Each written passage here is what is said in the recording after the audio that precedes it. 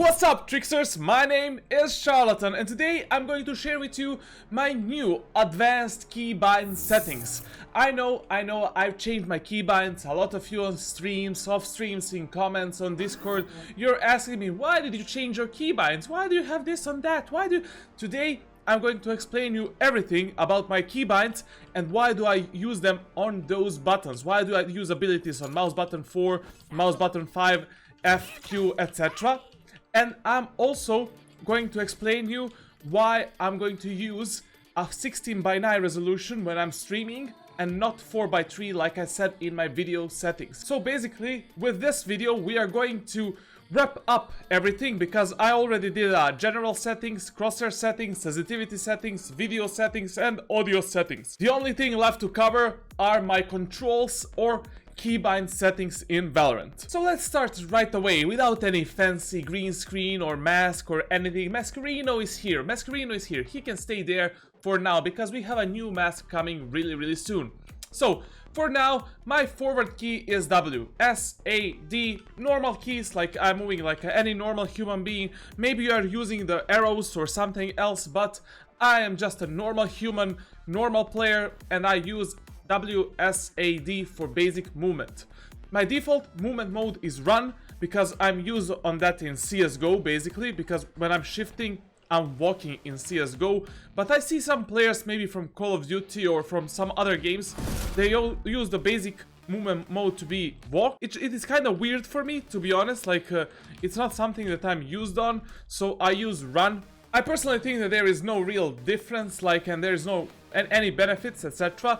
And as I said, I use walk on left shift because I'm used on that in CSGO. Toggle walk is off, I'm not toggling my walk ever. All of my buttons are hold buttons. I will never use toggle in any game that I play, except in PUBG. I use toggle to lay down on the ground, and that is the only time in my life in FPS games that I've used toggle. Because I think the toggle button can actually limit your reaction time and speed time of your reactions, so that's why I use hold. I switched jump from space to mouse wheel down this time, so I'm not using mouse wheel up as before. I'm using mouse wheel down because when you're using mouse wheel up, it will happen sometimes that while you're shooting enemies, you're going to accidentally press that mouse wheel up and you're going to jump. Something like this will happen, and we don't want that to happen, so that's why I'm using mouse wheel down now.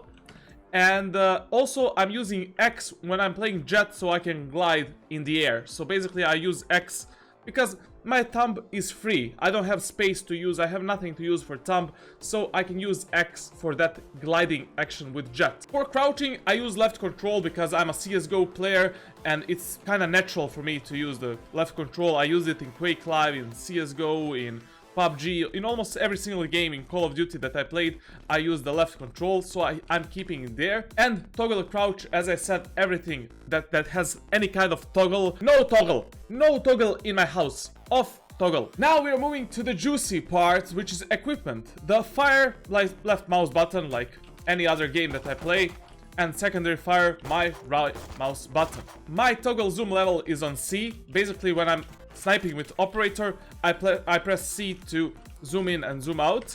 It's kind of easy for me to reach with my thumb because I'm not using thumb for jumping on space.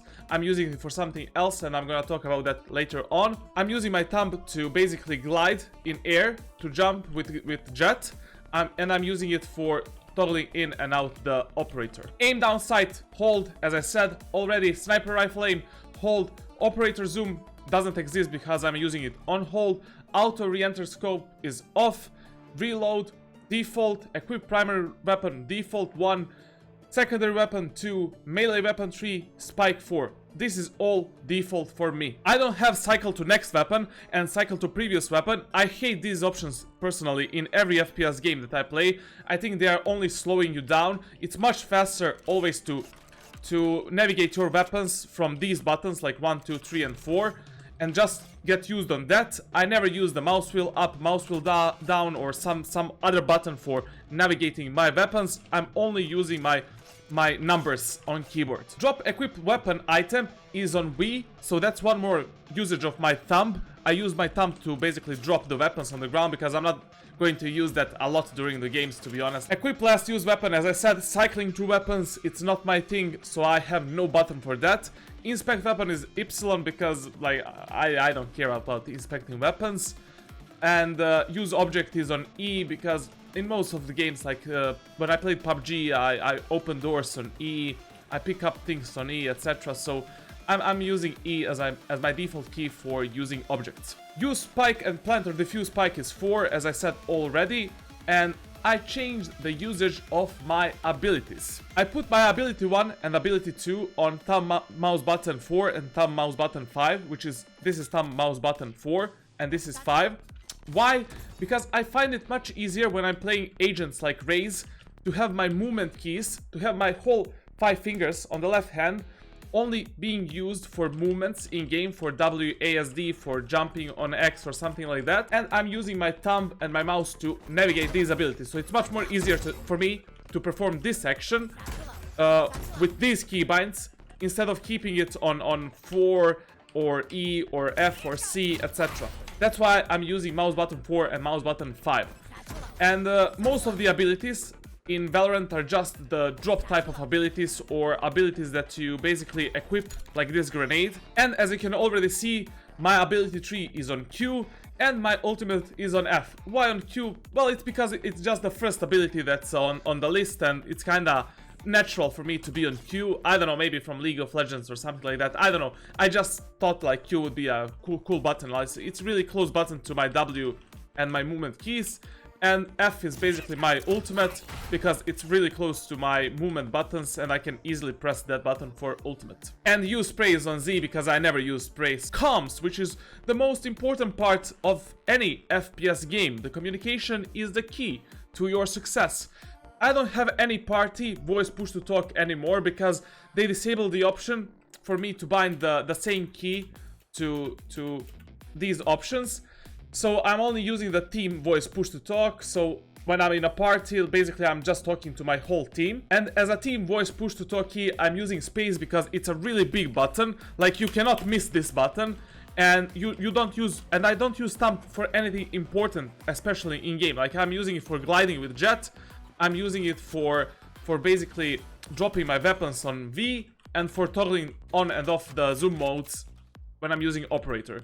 So space is the perfect button when you want to communicate with your team and when you want to give those in-game comms. It's much better than holding, for an example, mouse button 4, because if I'm holding my mouse button 4 and I'm aiming, I'm kind of suffering my aim. Like, my aim will suffer a bit because I'm holding my mouse button 4, my mouse button 5, I'm holding 6,000 buttons on my mouse. So instead of that, just use one mouse, one button, one space button, space butteroni. Look at this. It's big, it's shiny. Okay, it's not shiny, but it's big. You're using your thumb. It's kind of natural for me. I don't have a ping wheel because I always ping on my minimap. When I press caps lock, I open my minimap and I ping like this. This is a really cool option in Valorant because with this option, you can know where you need to drop your abilities. You should use more of your minimap while in game. For an example, you know that enemy is maybe hiding behind this wall. You can ping here and you can spam that wall, like, or do something crazy like some Sova ability or something like that. Like, pinging is really useful in Valorant and it can indicate, and it can be used in a different and various ways. I'm going to explain you this more in depth. Everything else is kind of offline for me. I'm not using the ping wheel at all. As I said, I'm giving my in-game comms and I'm pinging on minimap. And I use the radio command wheel on T, but to be honest, like, I'll never use this. I'll be yelling. And I'm keeping my radio command menu index on grave accent, like this button here. It's really crucial when you're playing FPS games to give in-game communicate, like to talk all the time, to give info. One enemy is behind the box, one enemy is here, one enemy is here. I'm pushing, I'm going B, I'm going this, I'm doing that. It's really important to have that factor. Like, it's really hard for anybody to focus on the chat while you have to watch your actual crosshair and your minimap at the same time. Plus, like, I know that there are Russians and Russians can't use the in-game voice comms. In that scenario, in that case, like, or if you don't have a microphone, or yeah, something like that, then okay, you can use the pings, you should use the pings, you should use the radio commands, you should tell me where the enemy is. These commands are extremely useful, and you should be using them much more because they will give you much better win rate overall. As I said, communication is the key for winning in every FPS esports game. And all the interface settings are basically straight on default settings. I don't have anything special here, any special kind of keybind, like I'm just using a default settings. And also I want to answer like why on streams sometimes I will use 16:9, but in some videos I will use 4:3. I will use 4:3 for playing tournaments and playing offline of the stream, of my videos, etc.